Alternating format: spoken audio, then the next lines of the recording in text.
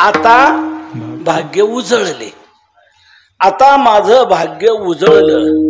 उजळलं म्हणजे उदयाला आलं, स्वच्छ झालं, प्रगट झालं, म्हणून आनंद हा प्रगट झालेला आहे। आतापर्यंत माझं भाग्य हे अज्ञानाच्या कोठडीत काम क्रोधाच्या अडचणीत सापडलेलं होतं, त्यामुळे त्याच्यावर मालिन्य आलेलं होतं आणि मालिन्य आल्यामुळे आनंद माझा मला मिळत नव्हता, आनंद प्राप्त होत नव्हता। आता ते भाग्य उजळलं, उदयाला आलं, स्वच्छ झालं, प्रगट झालं।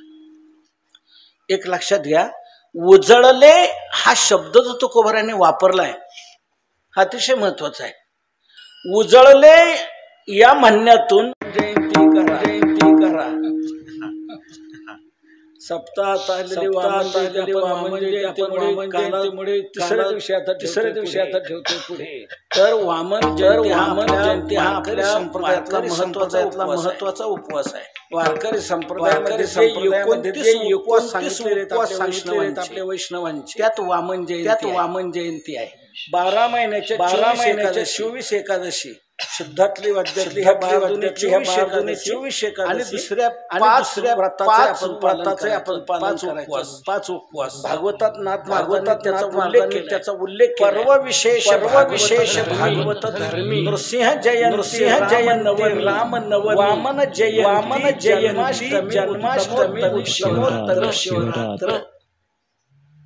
पर्व विशेष भागवत जयंती, रामनवमी, कृष्णाष्टमी, वामन जयंती आणि शिवरात्र, हे 5 उपवास एकादशी प्रमाणे आपण करायचे आहे। हे वैष्णवांचे उपवास सांगितले या सप्ताहामध्ये वामन जयंती तर आपण तो पूर्ण उपवास एकादशी प्रमाणे करायचा आहे। म्हणून आपण त्या दिवशी न ठेवता दुसऱ्या दिवशी काला आपण ठेवतो। हा आपलं वैष्णवांचा उपवास ही साधना